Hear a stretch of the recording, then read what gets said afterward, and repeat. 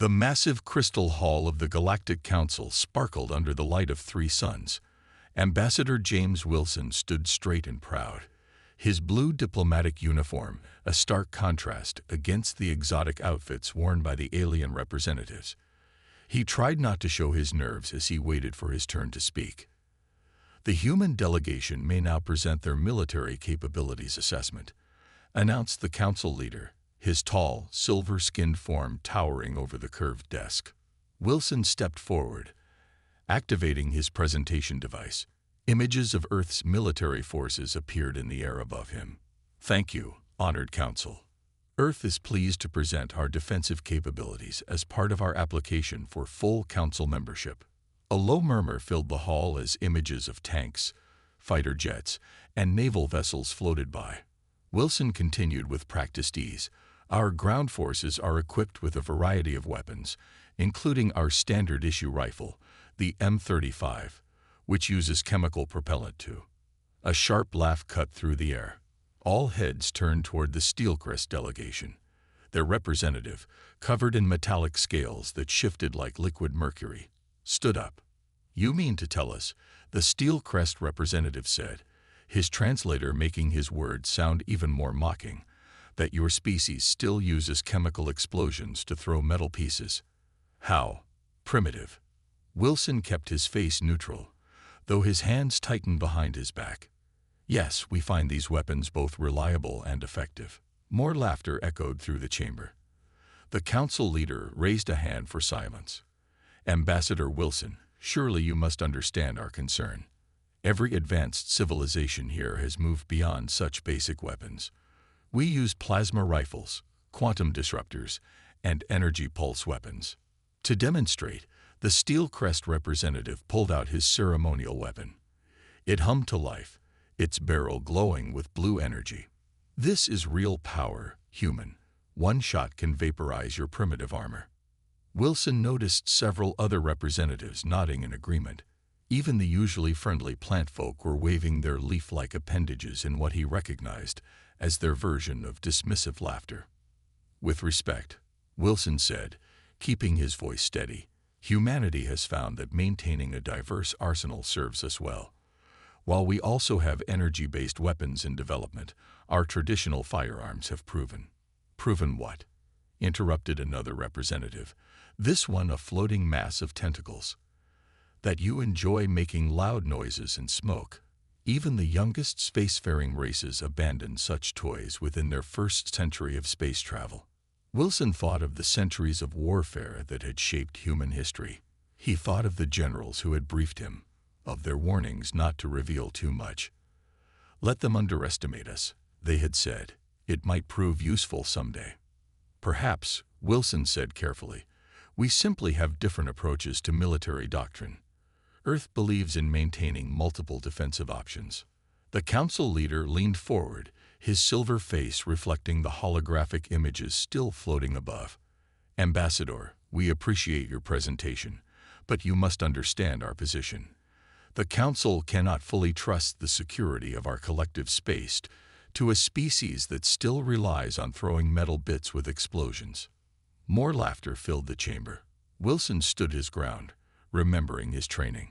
Sometimes, being underestimated was the greatest advantage of all. We understand the Council's concerns, he said diplomatically. Earth is willing to undergo any military capability assessment the Council deems necessary. The Steelcrest representative made a sound like grinding metal, their version of a snort. Yes, let's do that. I look forward to watching your primitive weapons in action. It should be entertaining. The council leader nodded. Very well. We will send observers to Earth within one standard cycle. They will assess your military capabilities firsthand. He paused, then added with what seemed like genuine concern, I suggest you demonstrate your more advanced technologies during their visit. These firearms do not inspire confidence. As Wilson left the chamber, the sound of alien laughter followed him. But he wasn't worried. Humanity had faced doubters before, and as history had shown again and again, it was often the simplest weapons that proved the most devastating. The real question was, How long would it take the Council to learn that lesson? The hot desert sun beat down on the testing range as General Robert Miller watched the alien observers exit their sleek spacecraft. Their environmental suits glittered like diamonds, a sharp contrast to the practical tan uniforms of the human soldiers around them. "Welcome to White Sands Testing Facility," Miller said, stepping forward to greet them. "We've prepared a full demonstration of Earth's military capabilities."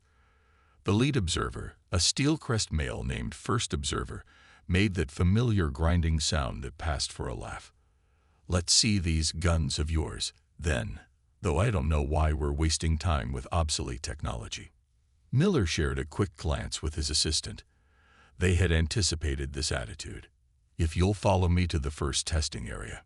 The group walked to a long firing range where several soldiers stood ready with standard-issue rifles. At Miller's signal, they began firing at targets downrange.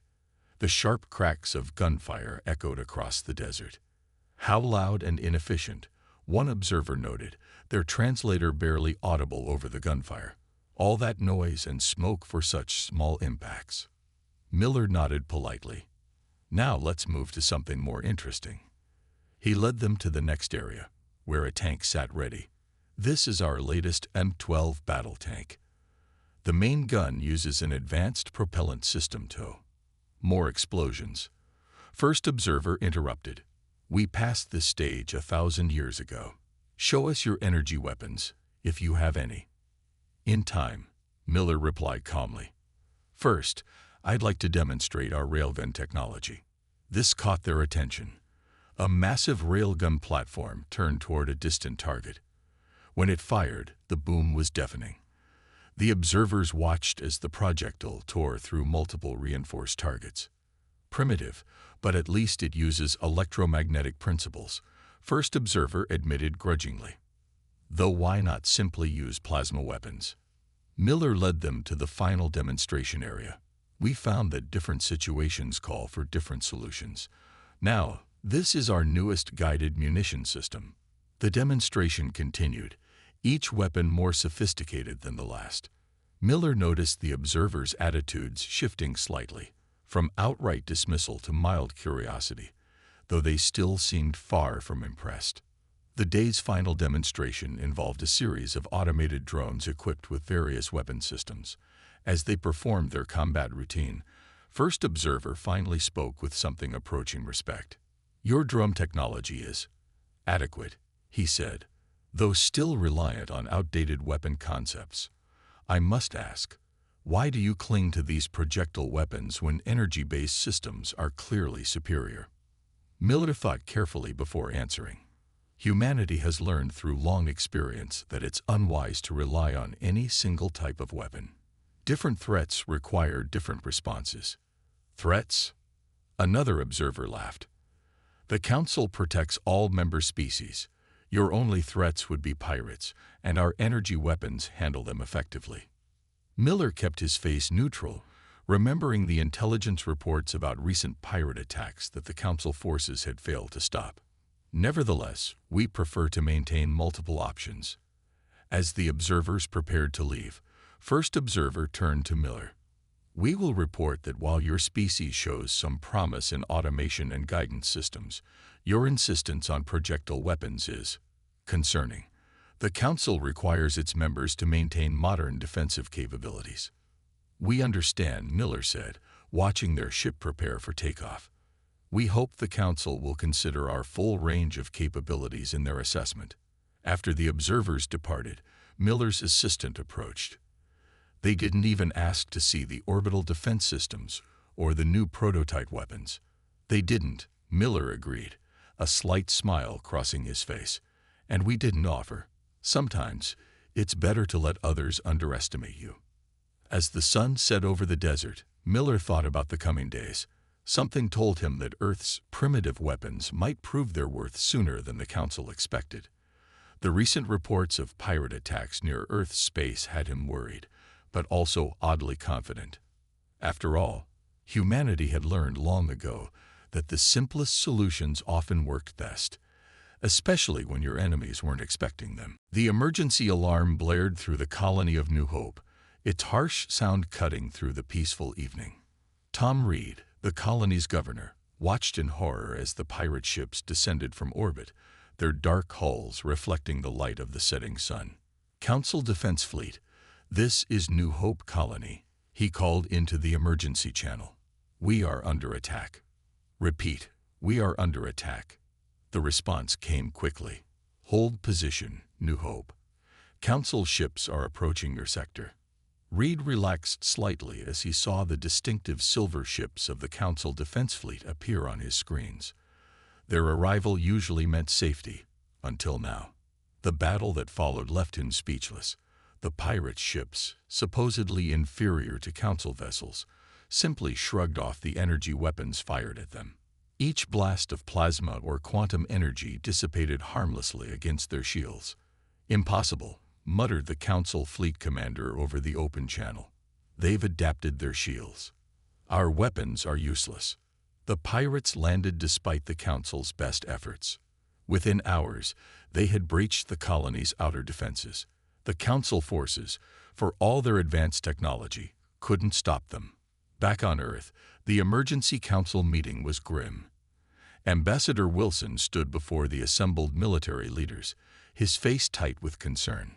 3 colonies hit in the past week, he reported. The Council's weapons prove ineffective against the pirates' new shielding technology. They're embarrassed, but won't admit it openly. General Miller stepped forward, pointing to the holographic display. The pirates are getting bolder. They've never struck this close to Earth before. The Council's failure to protect our colonies proves what we've suspected. Their reliance on a single type of weapon system has left them vulnerable. Then it's time we showed them another way, said Admiral Frank Rogers, his weathered face serious. I propose a joint operation. We'll offer Earth's military assistance to the Council. Wilson shook his head. They're still convinced our weapons are primitive. They'll never agree. They'll agree when they have no choice, Miller replied. Another dozen colonies have reported pirate ships in their vicinity. The Council's reputation is at stake. The next day, Wilson stood once again before the Galactic Council, but this time the atmosphere was different. Gone were the mocking laughs and dismissive gestures. The Council members sat in tense silence. Earth offers its full military support in addressing the pirate threat, Wilson said clearly. We request permission to deploy our forces alongside Council ships. First Observer, now promoted to Defense Coordinator, shifted uncomfortably. While we appreciate Earth's offer, surely you understand that your primitive weapons would only complicate our response. With respect, Wilson replied, his voice firm. Our primitive weapons haven't yet failed against the pirates' new shields. Can the Council say the same? A murmur ran through the chamber. The Council leader raised a hand for silence. You believe your projectile weapons might succeed where our energy weapons have failed. We believe it's worth trying, Wilson said, unless the Council prefers to continue losing colonies. The silence that followed was deafening. Finally, the Council leader spoke. Very well. Earth forces may join the next response fleet. But understand this. If your weapons prove as useless as you claim ours are, Earth's application for Council membership will be severely impacted. As Wilson left the chamber, he received a message from General Miller. Fleet ready. Operation Powdercade is go. The name seemed appropriate. They were about to show the Council why humanity had never abandoned its primitive weapons. Sometimes, the oldest solutions worked best against the newest problems. In orbit around Earth, a fleet of human warships prepared for battle. Their hulls weren't as sleek as Council ships, their weapons not as elegant. But inside each vessel, gunners checked their railguns, missile crews prepared their warheads, and soldiers cleaned their rifles. The pirates were about to learn what the Council had forgotten. Sometimes the simplest weapons were the deadliest of all. The joint fleet hung in space above the pirate stronghold. A captured mining station turned fortress. Council ships gleamed silver in the starlight, while Earth vessels waited in formation, their darker hulls almost invisible against the void. Captain Mark Evans stood on the bridge of the HFY Thunder, watching the tactical display. Beside him, the Council Commander's hologram flickered with barely concealed doubt. "We will begin with a standard attack pattern," the alien commander announced. "Earth vessels will observe from a safe distance while we—" With respect, Evans interrupted. "We're here to fight, not watch." Before the Council Commander could respond, the pirate fleet emerged from behind the station. Dozens of ships, their hulls modified with stolen technology, moved to meet them.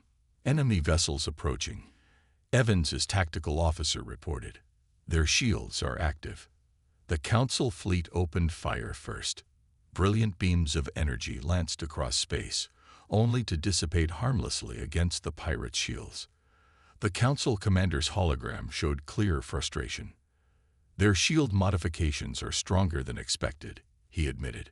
"We need to retreat and reconsider our—" "Thunder to all Earth vessels," Evans cut in. "Execute Battle Plan Alpha. Weapons free." The human ships surged forward. The Council Commander's hologram flickered in alarm. "What are you doing? Your primitive weapons will be useless against—" The Thunder's main gun spoke first. A massive tungsten rod, accelerated to incredible speed by electromagnetic rails, crossed the space between ships in an instant. It struck the lead pirate vessel's shield and went straight through.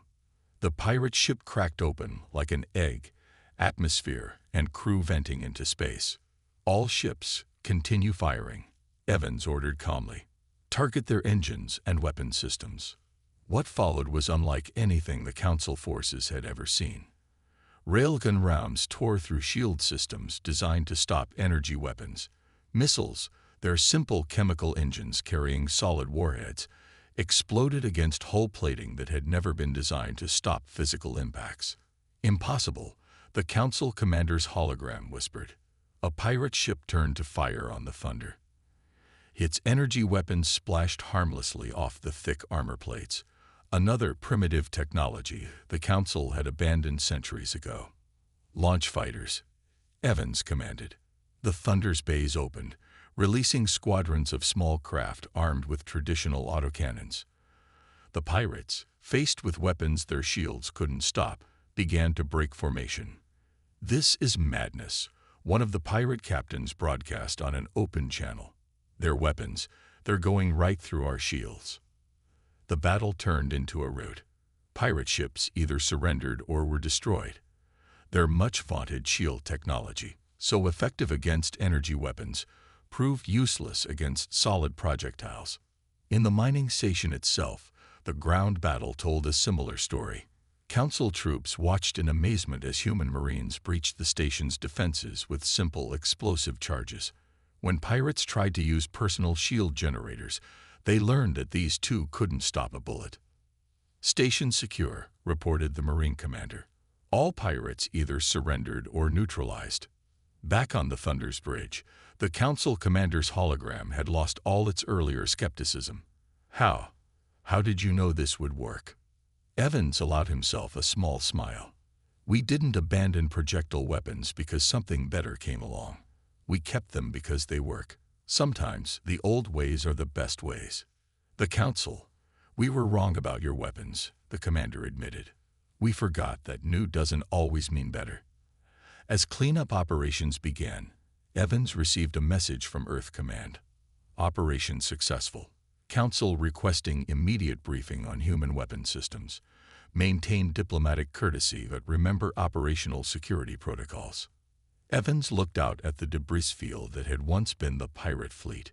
The Council ships now moved carefully around the human vessels, their crews no doubt reassessing everything they thought they knew about primitive weapons. Sometimes the best lessons were the ones that came with a bang. The Council's emergency session chamber buzzed with excitement. Holographic displays showed detailed analysis of the battle, while Earth's technical team prepared their presentation. Ambassador Wilson stood to the side, watching as first observer paced nervously.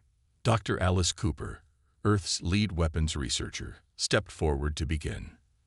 The Council members, who had once laughed at human technology, now sat in complete silence.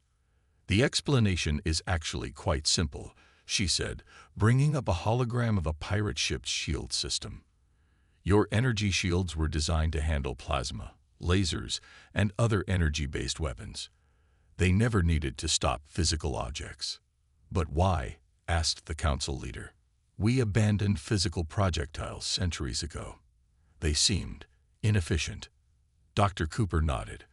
That's exactly what the pirates counted on. They modified their shields to be nearly perfect against energy weapons, but they forgot about kinetic impacts. They made the same assumption you did, that no advanced civilization would use primitive weapons. She switched the display to show footage from the battle. Watch what happens when our railgun round hits their shield. The shield tries to disperse energy, but there isn't any energy to disperse. It's just a solid piece of metal moving very fast. The council chamber erupted in discussion. First observer raised his hand. But surely there were signs. Why did none of us see this weakness? Because you stopped looking. Wilson stepped in. Humanity never abandoned any weapon that proved effective. We kept improving them, all energy weapons, projectile weapons, even simple explosives. We believed in keeping our options open. Dr. Cooper brought up another display. Look at the history of warfare on Earth. Every time someone developed the perfect defense, someone else found a simple way around it. The biggest castles could be defeated by simple siege weapons. The strongest tanks could be stopped by basic mines. The lesson we learned was never to rely on just one type of technology. The pirates made that mistake, she continued. They thought stealing advanced shield technology made them invincible. They forgot that sometimes the simplest solution is the best solution. A younger council member stood up. But your ships, they survived direct hits from energy weapons. How? Thick metal armor, Dr. Cooper replied with a smile. Sometimes the old ways work best. Energy weapons disperse their power across the surface. But solid armor, properly designed, can absorb and distribute that energy. Another primitive solution that still works. The council leader's silver face showed what humans had learned to recognize as deep thought. We have much to learn from Earth, it seems. But this raises a concerning question. What will the pirates do now that their advantage is gone? As if answering his question, emergency alerts began flashing across the chamber screens. A council aide rushed in with a report. Multiple pirate fleets detected, the aide announced. They're gathering for a massive attack. It seems they're desperate to prove they're still a threat. Wilson and Dr. Cooper shared a knowing look. The pirates would have modified their defenses after the last battle. But humanity had more surprises in store. Earth has been preparing for this, Wilson said. With the Council's permission, we'd like to deploy our new prototype vessels. They combine both our primitive weapons and some interesting innovations. The Council leader didn't hesitate this time. Permission granted. First observer, you will coordinate with Earth forces. We need to learn from their expertise. As the emergency session ended, Dr. Cooper turned to Wilson. They still don't know about the magnetic pulse cannons or the gravity wells. Wilson smiled. Let's hope the pirates are as surprised as the Council was. Sometimes the best weapon is the one your enemy doesn't believe exists. In orbit around Earth, shipyards worked at full speed.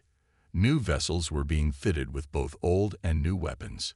Humanity had learned long ago that victory didn't belong to those with the most advanced technology. It belonged to those who best understood how to use every tool at their disposal. The pirates were about to learn that lesson too. The largest pirate fleet ever seen dropped out of faster-than-light travel near New Hope Colony.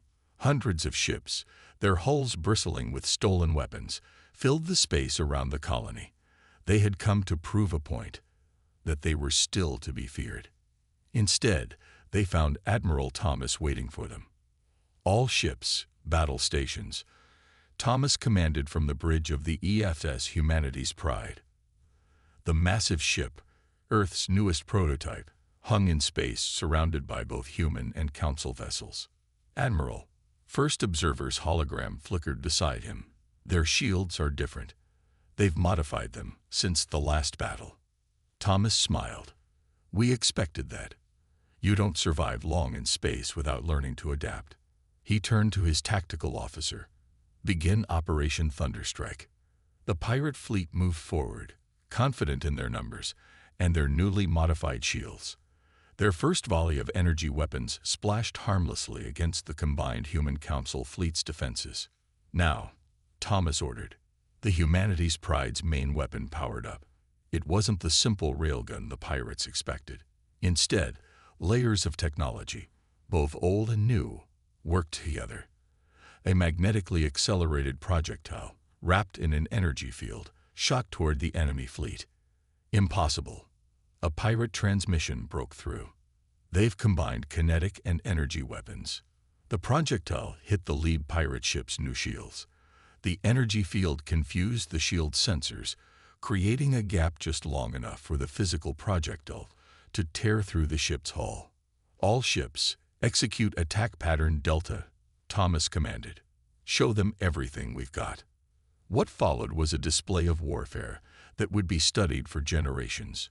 Human destroyers launched swarms of missiles that carried both physical and energy payloads. Council ships, now equipped with human-designed kinetic weapons, joined the attack. Every time the pirates adapted their shields to stop one type of weapon, another type broke through. "Admiral," First Observer's hologram showed clear amazement. "Your weapons, they're not primitive at all. They're part of a complex system."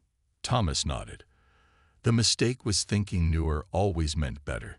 Humanity learned to combine technologies, not abandon them. Sometimes the best solution is both old and new working together. The battle raged for hours. The pirates, finding their ships being torn apart by weapons they couldn't fully defend against, began to retreat. But Thomas wasn't finished. "Launch the drones," he ordered. From the human ships poured thousands of small automated craft. Some carried traditional guns, others energy weapons, and some were simply solid masses of metal guided by basic computers. The pirates' complex shield systems, designed to stop advanced weapons, proved useless against such varied attacks. "This is the pirate flagship," a desperate transmission came through. "We surrender. We surrender." As human and council ships moved to secure the surrendering vessels, First Observer turned to Thomas. "You could have deployed these weapons from the start. Why wait?" "Because sometimes the best victory isn't just winning the battle, it's teaching your enemy why they lost," Thomas replied. The pirates needed to learn the same lesson the council did. Never underestimate a weapon just because it seems simple. The cleanup operation took days. As human and council crews worked together, First Observer made a formal request for Earth to lead a joint military training program. "Your people understand something we forgot," he admitted to Thomas. "The value of keeping all options available, of combining old and new instead of just chasing the latest technology." Thomas watched as a human repair crew used simple welding tools to fix a council ship's advanced hull. "The universe is full of surprises," he said. "The best way to be ready for them is to never forget what worked before." As the last pirate ships were secured, Thomas received a message from Earth Command. The Council had fast-tracked Earth's membership application. Sometimes respect came not from having the most advanced technology, but from knowing how to use every tool at your disposal. The pirates had learned that lesson the hard way. They'd laughed at human guns until they fired. 1 year after the Great Pirate Battle, the Galactic Council chamber looked very different. Human weapons lined the walls alongside ancient council artifacts. At the center of the display stood a simple rifle next to an advanced energy weapon, a reminder of the lesson learned. Ambassador Wilson stood proudly as the council leader raised his hand for silence. The chamber, once filled with mocking laughter at human technology, now held representatives eager to learn from Earth's experience. "Today marks a historic moment," the council leader announced. "Earth has not only proven itself worthy of council membership, but has fundamentally changed how we approach galactic defense." First Observer, now the head of the Joint Military Command, stepped forward. "The human concept of maintaining and combining multiple technologies has revolutionized our thinking. Their primitive weapons, combined with our advanced technology, have created the strongest defense force in Council history. On the massive screens above, images showed the new joint fleet. Council ships now carried railguns alongside their energy weapons. Human vessels sported both thick armor and energy shields. Every ship was a testament to the combination of old and new technology. The pirates have been reduced to small, scattered groups. First Observer continued. They can no longer rely on shield technology to protect them. Every time they develop a new defense, we have multiple ways to counter it. General Miller, now Earth's military representative to the Council, stood to speak. The greatest weapon isn't the most advanced one. It's having the right tool for each situation. Humanity didn't just bring our old weapons to the stars. We brought our experience in adapting and combining technologies. The screens changed to show the new Galactic Defense Academy. Human instructors taught alongside Council experts. In one scene, cadets learned to use simple projectile weapons. In another, they studied advanced energy systems. But most importantly, they learned to use both together. We've established new research programs, Dr. Cooper announced from her position near the weapon display. Already, we've developed hybrid weapons that combine physical projectiles with energy fields. But more importantly, we've learned to question our assumptions about what makes a weapon effective. The Council leader raised a ceremonial weapon, a new design that housed both an energy projector and a traditional firing mechanism. Earth has taught us that true advancement doesn't mean abandoning the past. It means building upon it. As the ceremony continued, Wilson received a message on his device. The first Joint Human Council colony ship had successfully launched. Its defenses included everything from simple steel armored to quantum shields. They were ready for anything the galaxy might throw at them. And so, the Council leader concluded, we formally recognize Earth not just as a member of the Galactic Council, but as the head of our new Defense Committee. Their understanding of military doctrine and technology will help protect us all. The chamber erupted in applause, not the mocking laughter of the past, but genuine respect. As Wilson looked around, he saw how much had changed. The Council races no longer saw humans as primitive. They saw them as teachers. Later, at the celebration, First Observer approached Wilson with a curious request. We found ancient records, he said. It seems our ancestors once used projectile weapons too. We would like to learn about them again. Wilson smiled. Earth would be honored to help. After all, understanding our past helps us build a better future. As the celebration continued, news came in from across Council space. The last major pirate group had surrendered after facing a combined Human Council task force. They'd discovered, too late, that no single technology could protect them anymore. The Council races had learned what humanity had known all along, that true strength came not from having the most advanced weapons, but from understanding all the tools at your disposal. Sometimes the old ways were still the best ways, and sometimes the best solution was combining the wisdom of the past with the technology of the future. As Wilson looked out at the stars through the chamber's crystal walls, he couldn't help but smile. They'd come so far from that first day when the Council had laughed at human guns. They weren't laughing anymore.